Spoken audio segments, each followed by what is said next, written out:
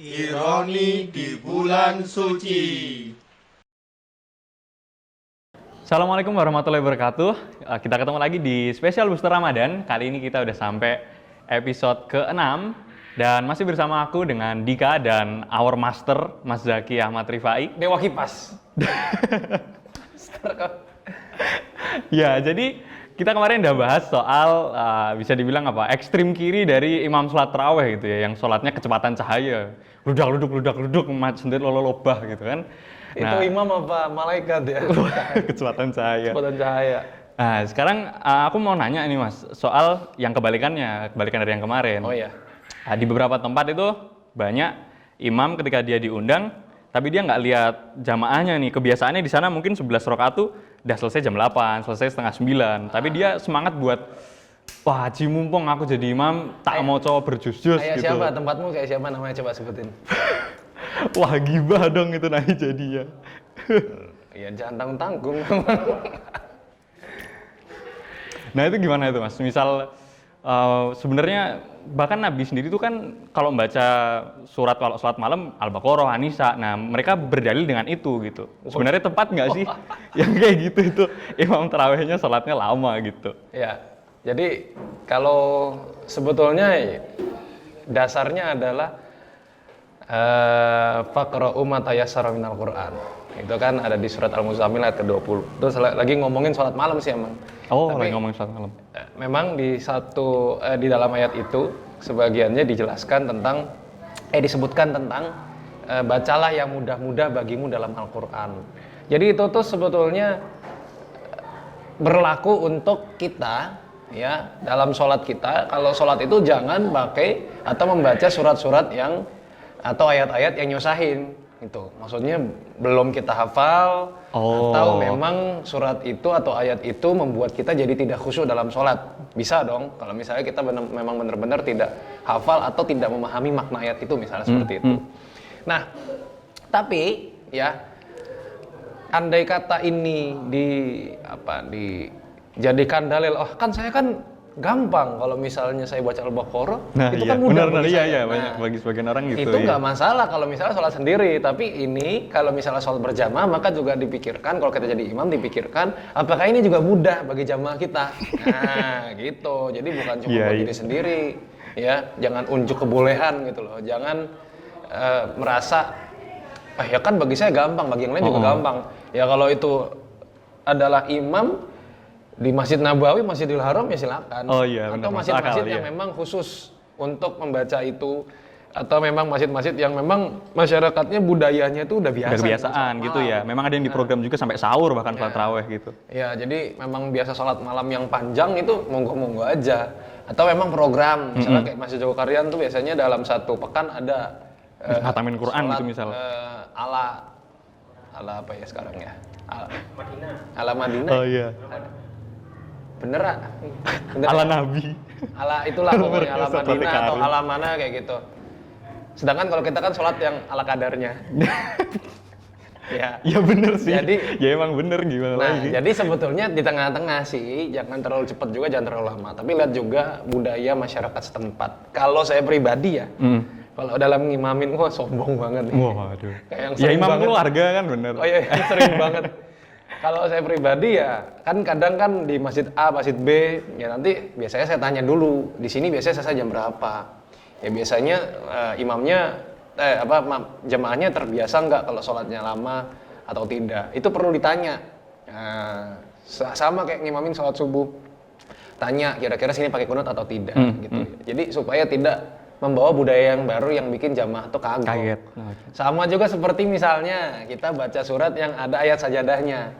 Oh, terus si imam ini, ini sajadah, aku tak Langsung sujud tilawah gitu. Itu kacau banget itu kalau misalnya di masjid itu terus nggak kebiasaan. Nggak terbiasa untuk seperti itu. Itu ada yang kayak gitu, Pak. Tahu-tahu sujud lu sesat ini imamnya, Ada, jamaahnya kaget. Jadi gitu ada yang ya apalagi yang biasanya yang kasihan tuh yang perempuan ya. Jamaah perempuan kadang-kadang ditutup tabir gitu, ditutup hijab. kan nggak ngerti depannya gimana Nah iya imamnya. makanya. Jadi pas misalnya itu ayat sajadah ya. Terus kemudian imamnya langsung sujud, Allahu Akbar gitu kan. Sujud. Yang di belakang malah ruku. Yang nggak tahu tuh malah ruku.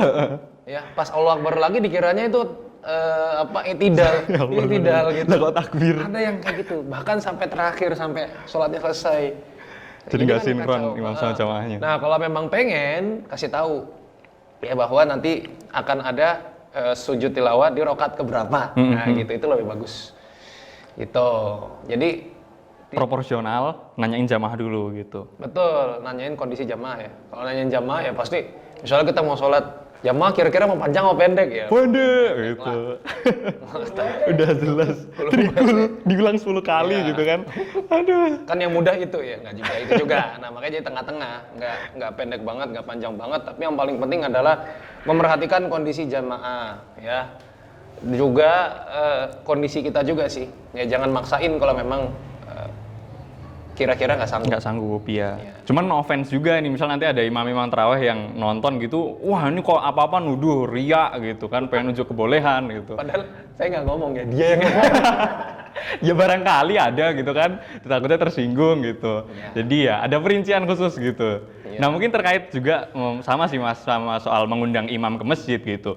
Nah biasanya kan satu paket, imam tarawehnya juga sekaligus dia yang kultum. Biasanya kalau budaya di Indonesia mungkin ada kultum antara jarak dari sholat isya sama sholat tarawih diisi kultum gitu. Ya, Nah cuman mungkin ada sebagian orang tuh mumpung lagi juga, aji mumpung pas dia ngisi dia nggak kerasa gitu, kayak enakan ngomong kultumnya bukan kuliah 7 menit gitu, tapi 17 menit, 70 menit gitu. Aduh.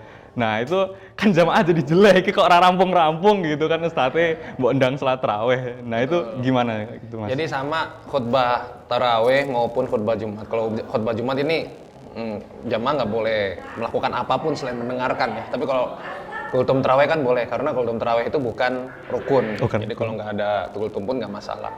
Nah jadi baik khutbah taraweh maupun khutbah Jumat itu bukan majelis ilmu.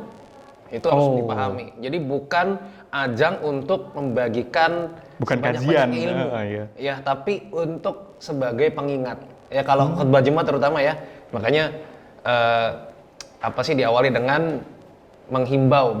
Khutbah Jumat itu kan khotib itu rukunnya adalah salah satunya menghimbau jamaah untuk senantiasa meningkatkan iman dan takwa. Oh ya itu mesti Itu. diulang-ulang ya biasanya Nah, benar. jadi core-nya itu, intinya ya. Core of the core. Core of the core-nya itu.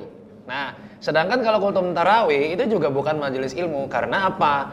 Karena jamaah itu, orang-orang itu datang ke masjid pada malam itu adalah untuk sholat tarawih. Bukan untuk buat kajian. dengerin kalian.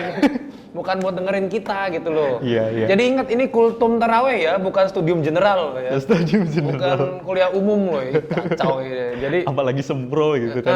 bukan kuliah umum, sehingga kalau bisa memang diperpendek. Ya kalau saya pribadi sih mendingan bawa satu hadis, udah dijelaskan itu 3 menit, 5 menit cukup tuh. Kita udah mau kodimah aja sebagian khotib, sebagian penceramah, itu mau kodimah bisa 2 menit sendiri loh. Ya kan? Iya, Bisa, iya. coba Benar, bisa 2 benar. menit sendiri tuh, mau kodimah semua disebutin mau kodimah. Nah jadi coba biar nggak melebar kemana-mana ya, buat para penceramah itu bisa menggunakan handout atau misalnya ya di HP aja ditulis kira-kira apa sih yang mau Poin-poinnya dibahas. ya apa yang mau disampaikan gitu. Atau kalau saya sih nggak pakai itu, biasanya cuma pakai timer. Jadi kalau lewat dari 7 menit, oh berarti ini udah selesai. Udah, penutupan ya. Sama waktu khutbah Jumat juga seperti itu. Jadi ini sekadar untuk memberikan kenyamanan ya.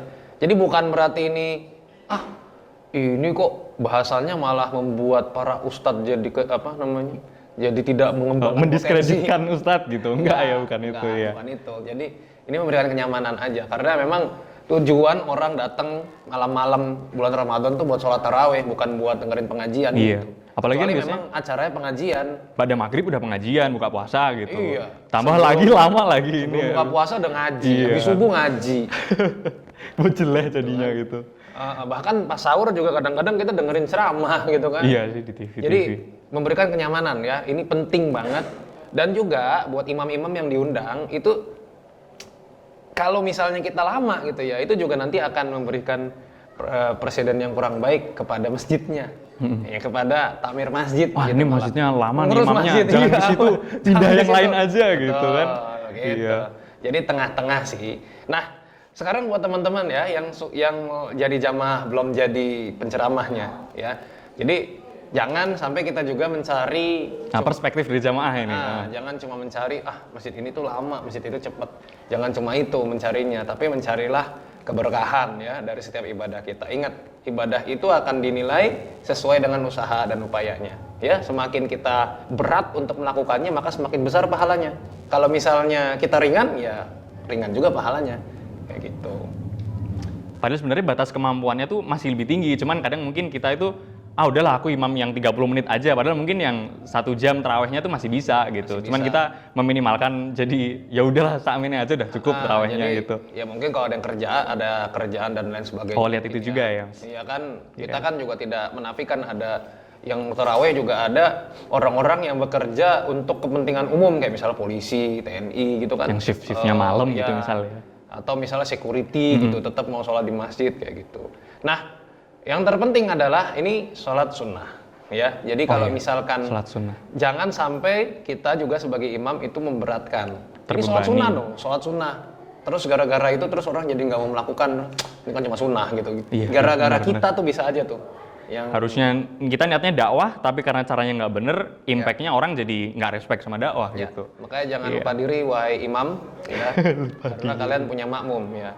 Karena tanggung jawab atas makmum itu ada di pundaknya imam. Itu. Iya. Jadi kalau misalnya imam kelamaan terus makmumnya ngedumel, itu bisa dosa imam. Jadi dosa imam. Iya. Misal dia udah kelamaan imamnya, terus makmum di belakangnya udah ngode-ngode, ndang rampung gitu maksudnya gitu, apa ndang ganti kulhu gitu kan. Tapi kan itu justru, atau malah ngedumel dalam hati ya, malah ngibain imam jadinya kan. Jangan lupa juga ya, imam itu punya alarm kalau misalnya harus mempercepat sholat. Salah satunya adalah batuk-batuk. Iya, batuk-batuk. Batuk-batuknya jamaah yang udah tua, itu alarm imam untuk mempercepat sholat, itu benar. Ada ada dalilnya. Kemudian nangisnya anak kecil. Anak kecil lah ya, benar-benar. Gitu. Itu udah harus mempercepat. Jangan gara-gara berisiknya anak-anak dikencengin malah bacaannya, malah dikencengin. Itu ada yang kayak gitu. Tambah jadi lomba-lombaan suaranya keras-kerasan. Terus jadinya. Ada juga bahkan masjid yang malah marahin. Ini kenapa anaknya dibawa? Ya besok lagi jangan bawa anak, tinggalin rumah. Sholat bawa anak daripada sholat bawa masalah.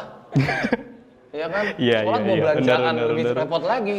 Sholat bawa anak kan itu kan sarana untuk mentarbiyah anak supaya membiasakan ya mas. Oh iya ternyata di masjid tuh begini toh, oh begini gitu. Bagus, justru kita memberikan kenyamanan tuh buat anak-anak. Justru bisa jadi alasan juga supaya mohon Pak Ustadz dicepetin aja soalnya banyak anak-anak. Gitu. Bawa alibi gitu ya biar sholatnya cepat gue bawa anak.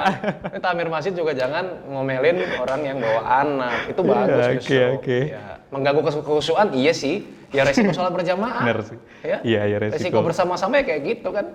Ya seperti itu. Ya. Itu di belakang udah dia obat-obat itu. Kode kelamaan ini kayaknya nih. Merasa kelamaan kayaknya ya. Oke, makasih banyak Mas. Jadi itu semua teman-teman. Jadi intinya garis besarnya sebagai imam tahu diri lah dan lihat kondisi jamaah kayak apa gitu.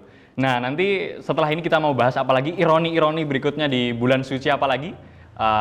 Stay tune terus, dinyalain notifikasinya channel Teras Dakwah, jangan lupa subscribe, like, dan share. Aku pamit undur diri, Dika jangan lupa follow @adika.pk dan our master @zaki_zr. Gitu aja, terima kasih. Assalamualaikum warahmatullahi wabarakatuh. Waalaikumsalam.